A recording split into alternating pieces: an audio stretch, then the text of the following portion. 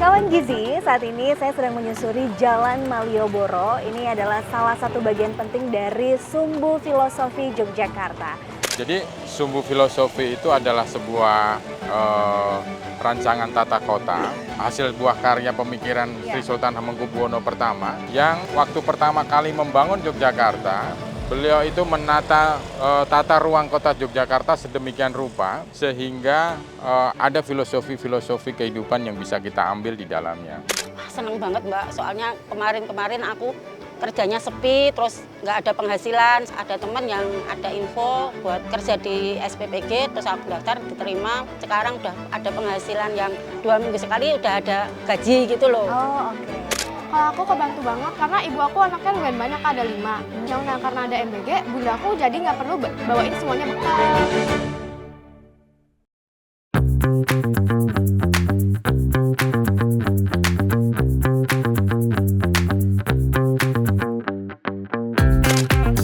Hai kawan Gizi, selamat datang di Yogyakarta, kota yang dikenal sebagai jantung kebudayaan dan pendidikan di Indonesia. Di sini, setiap sudut jalan menyimpan cerita dan setiap tarikan nafas warganya menghidupkan sebuah konsep yang disebut Sumbu Filosofi. Nah, hari ini kita tidak hanya akan melihat bagaimana bangunan fisik, melainkan bagaimana konsep keseimbangan tersebut bisa diterjemahkan ke dalam investasi gizi untuk generasi masa depan.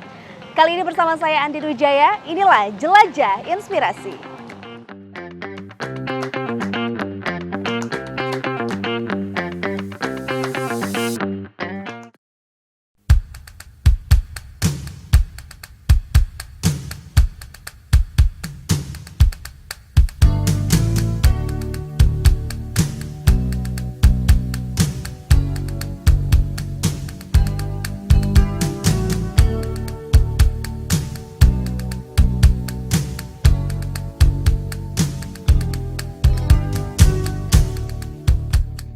Pada September 2023, dalam sidang ke-45 Komite Warisan Dunia atau World Heritage Committee di Riyadh, Arab Saudi, dunia menetapkan Sumbu Filosofi Yogyakarta sebagai warisan budaya dunia. Sebuah mahakarya tata kota dari Sri Sultan Hamengkubuwono I yang melampaui sekedar estetika arsitektur. And if there are no comments, I see none, and I therefore declare the draft decision 45Com 8B.39 adopted. Congratulations to Indonesia. On behalf of the government of Indonesia, I have the honor to extend our gratitude to the World Heritage Committee for accepting the nomination of the cosmological axis of Yogyakarta and its historical landmarks for inscription on the World Heritage List. Sumbu ini adalah garis lurus arsitektur kota yang membentang dari Panggung Krapyak di selatan menuju Tugu Golong Gilik di utara. Lebih jauh lagi, sumbu ini menyelaraskan Gunung Merapi, Keraton, dan Laut Selatan. Sebuah simbol Hamemayu Hayuning Bawana atau kewajiban manusia untuk menjaga keselarasan hubungan dengan Tuhan, sesama manusia, dan alam semesta. Inilah perwujudan filosofi berupa narasi visual tentang siklus kehidupan manusia dari lahir hingga kembali kepada Sang Pencipta.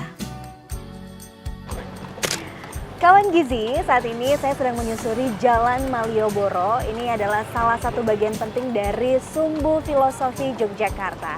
Nah, di Jalan Malioboro ini juga merupakan tempat favorit para wisatawan jika datang dan berkunjung ke Yogyakarta.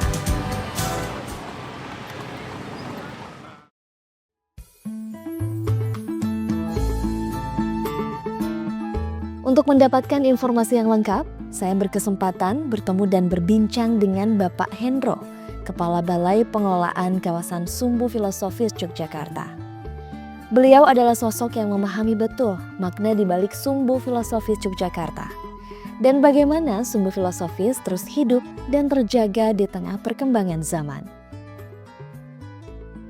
Pak Hendro, makasih sebelumnya sudah sama-sama diberikan kesempatan untuk bertemu nih sama Pak Hendro. Pak Hendro, saya mau tanya, karena kan ini banyak juga masyarakat yang belum tahu Sumbu Filosofi. Sumbu filosofi itu sebetulnya apa sih Pak Hendro? Ya, jadi sumbu filosofi itu adalah sebuah rancangan tata kota, hasil buah karya pemikiran Sri Sultan Hamengkubuwono pertama, atau kita kenal dengan Pangeran Mangkubumi, yang waktu pertama kali membangun Yogyakarta, beliau itu menata tata ruang kota Yogyakarta sedemikian rupa, sehingga ada filosofi-filosofi kehidupan yang bisa kita ambil di dalamnya. Nah, uniknya lagi, filosofi itu berupa poros lurus antara Panggung Krapyak sampai dengan Tujuk Yogyakarta, di mana poros lurus itu berada di antara pantai selatan sama Gunung Merapi. Nah, ini menggambarkan kehidupan makrokosmos dan mikrokosmos.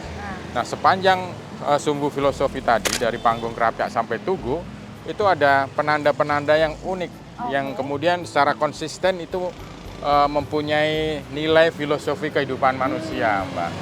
Jadi menggambarkan manusia dari mulai lahir sampai dengan dewasa, sampai dengan kemudian orang itu mencari jati diri untuk pulang kepada Tuhan Yang Maha Esa. Itu luar biasa. Jadi apa yang dipikirkan, apa yang diimajinasikan, apa yang diajarkan oleh Pangeran Mangkubumi itu dituangkan dalam sebuah landscape perkotaan yang kita sebut dengan kawasan sumbu filosofi itu. Wow, luar biasa ya Pak. Tapi sebetulnya kalau misalkan tadi juga kan cerita dari yang disampaikan oleh Pak Hendro ini memiliki makna yang sangat mendalam.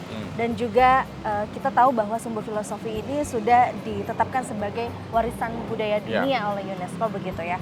Nah, kalau misalkan kita lihat dari makna itu sendiri di kehidupan saat ini, seperti apa nih Pak Hendro melihatnya? Saya kira pengakuan UNESCO itu menandakan bahwa warisan dunia yang sudah digagas 270 tahun lebih dulu itu berkontribusi besar terhadap peradaban manusia secara global pada hari ini. Bagaimana kehidupan global itu sebenarnya harus ditata. Bagaimana ajaran-ajaran yang dikandung di dalam sumbu filosofi itu menginspirasi bagaimana masyarakat dunia itu berinteraksi. Konsep ini mengajarkan harmoni tentang sebuah kewajiban manusia untuk menjaga kelestarian alam dan keseimbangan tatanan dunia. Oke, terakhir nih Pak Hendro, apa yang mungkin jadi harapan dari Pak Hendro untuk generasi muda ke depannya supaya kita masih tetap bisa menjaga alam dan juga mengetahui banyak kebudayaan, salah satunya di sumbu filosofi ini untuk kehidupan bangsa? Ya, saya kira generasi muda kita wajib tahu tentang sejarah, bagaimana Yogyakarta ini dibangun, bagaimana Yogyakarta ini menjadi bagian dari negara Republik Indonesia, bagaimana memahami betapa pentingnya nilai-nilai kehidupan di dalam pemaknaan sumbu filosofi ini. Apa yang terjadi hari ini tidak bisa lepas dari masa lalu. Nah, masa depan ada di tanggung jawab generasi muda. Maka dengan gizi yang baik, dengan menyiapkan dengan pengetahuan sejarah, nilai-nilai budaya yang sangat luhur, itu akan menjadi satu kolaborasi yang menarik untuk menyiapkan generasi muda kita ke depan. Wow, luar biasa. Terima kasih Pak Hendro atas waktunya.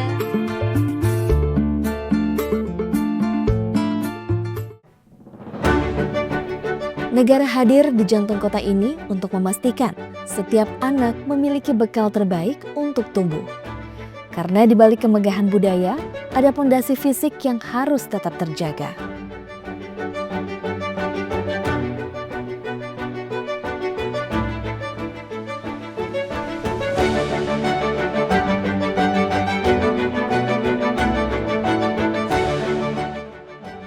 Oke kawan Gizi, sekarang saya akan menuju ke SDN Randusari untuk melihat bagaimana proses pelaksanaan program makan bergizi gratis. Seperti apa keseruan dan juga antusiasme dari para siswa? Yuk ikutin saya.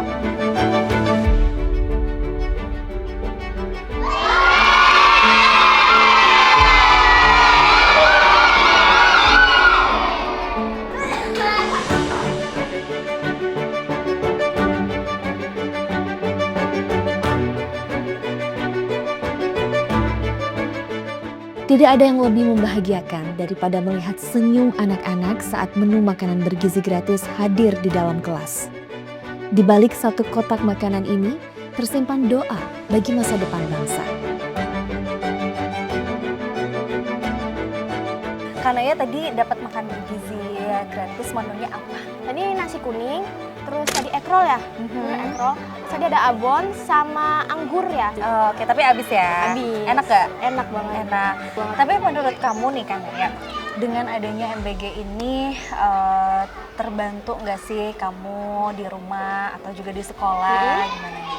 Kalau aku kebantu banget karena ibu aku anaknya lumayan banyak, ada 5. Nah kan nggak mungkin yang 5-5-nya tuh dipikirin bekalnya semua. Jadi rada pusing dong. Nah karena ada MBG, bunda aku jadi nggak perlu bawain semuanya bekal. Oke. Jadi bunda juga nggak perlu terlalu pusing mikirin bekalnya itu mau hari ini mau apa.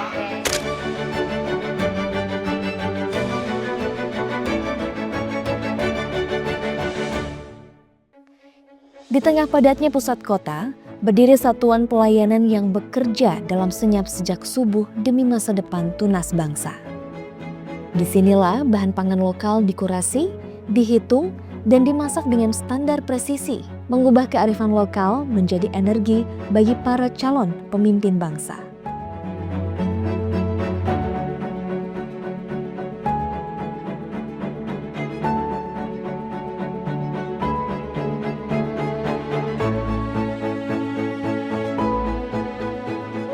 Kalau boleh tahu, sejak kapan bergabung ke SPPG di Yogyakarta ini, Bu? Saya mulai kerja bulan Agustus Bulan Agustus tahun 2005. 2025 ya, Bu ya. Oke. Ibu Sri ini tugas di relawan SPPG, tugasnya apa, Bu? Di persiapan. Untuk perasaan Bu Sri sendiri setelah ikut jadi relawan SPPG apa? Wah, seneng banget Mbak, soalnya kemarin aku kerjanya sepi, terus nggak ada penghasilan. Ada teman yang ada info buat kerja di SPPG, terus aku daftar, diterima. Sekarang udah ada penghasilan yang 2 minggu sekali udah ada gaji gitu loh. Oh, oke. Mudah-mudahan berjalan lama buat ekonomi keluarga saya juga lanjut terus. Mudah-mudahan anak-anak Indonesia bisa makan bergizi selanjutnya terus gitu.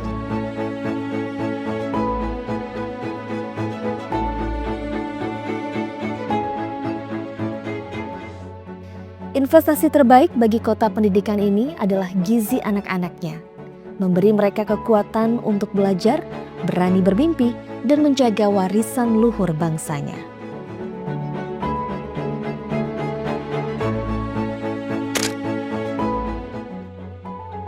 Program MBG di Yogyakarta adalah sinergi tradisi dan modernitas, di mana ketelitian ilmu gizi berpadu dengan kearifan lokal dalam setiap porsi yang disajikan.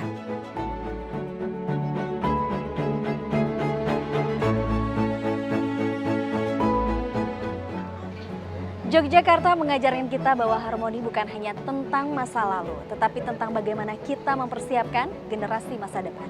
Sumbu filosofi memberikan kita arah, dan gizi memberikan kekuatan untuk mereka bisa terus melangkah.